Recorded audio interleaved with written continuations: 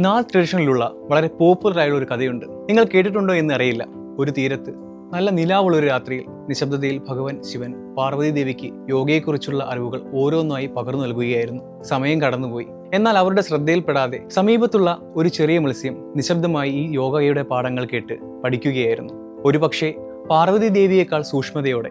ഒടുവിൽ ഈ കാര്യം ശിവന്റെ കണ്ണിൽപ്പെടുകയും കോപത്തോടെ പ്രതികരിക്കുന്നതിന് പകരം ആ മത്സ്യത്തെ അനുഗ്രഹിച്ച് മഹാനായ യോഗിയാക്കി മാറ്റി. പിന്നീട് മത്സ്യേന്ദ്രനാഥ് എന്നറിയപ്പെട്ടു. ശേഷം യോഗാലോകത്തിലേക്ക് വ്യാപിച്ച ആദ്യകാല അധ്യാപകരിൽ ഒരാളായി അദ്ദേഹം മാറി. അതാണ് ശരിക്കുമുള്ള യോഗയുടെ ശക്തി. നിങ്ങൾ എന്താണോ, എങ്ങനെയാണോ, എന്തെല്ലാം ഉള്ളിൽ ഒതുക്കിയ ആളാണോ എന്നത് ഒന്നും ഒരു തടസ്സവുമല്ല. ആർക്കും ഏത് പ്രായത്തിലും ഏത് അവസ്ഥയിലും അഭ്യസിക്കാൻ കഴിയുന്ന ഒന്നാണ് യോഗ.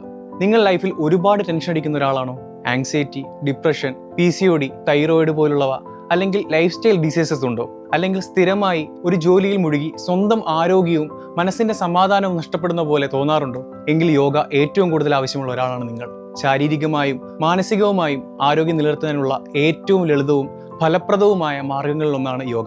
ഇപ്പോൾ നിങ്ങൾ സ്ഥിരമായി പറയുന്ന പല ശരീരവേദനകളും യോഗ തുടങ്ങുന്നതിലൂടെ കുറയുന്നത് കാണാം. എന്നാൽ യോഗ പരിശീലിക്കാൻ ഏറ്റവും അനുയോജ്യമായ സമയം എപ്പോഴാണെന്ന് നിങ്ങൾക്കറിയാമോ? നിങ്ങൾക്ക് ഇഷ്ടമുള്ള സമയം ഏതാണോ അതാണ് ഏറ്റവും നല്ല സമയം. വെറുതെ പറയുന്നതല്ല. യോഗയിൽ സ്ഥിരതയ്ക്കാണ് പ്രാധാന്യം. രാവിലെ യോഗ ചെയ്യുന്നതാണ് മനസ്സിനെ ഉണർത്തി നല്ലൊരു ദിവസത്തിനായി നിങ്ങളെ തയ്യാറെടുപ്പിക്കുന്നു. എന്നാൽ വൈകുന്നേരം യോഗ ചെയ്യുന്ന ഒരാൾക്ക് മനസ്സിനെ ശാന്തമാക്കി നല്ല ഉറക്കവും സമാധാനവും നേടാനാകും. സമയത്തേക്കാൾ കൂടുതൽ സ്ഥിരമായി യോഗ ചെയ്യുന്ന ഒരാളിൽ ആണ് ഗുണങ്ങൾ കാണാൻ കഴിയുന്നത്. നിങ്ങൾക്ക് യോഗ പഠിക്കാൻ ആഗ്രഹമുണ്ടോ? ഓൺലൈനായി വീട്ടിലിരുന്ന് പഠിക്കാം. ശേഷം ഒരു സർട്ടിഫൈഡ് യോഗ ട്രെയിനറുമാകാം. കൂടുതൽ വിവരങ്ങൾക്കായി താഴെ കൊടുത്തിരിക്കുന്ന ലിങ്കിൽ രജിസ്റ്റർ ചെയ്യൂ. നിങ്ങളുടെ സംശയങ്ങൾ കമന്റും ചെയ്യൂ.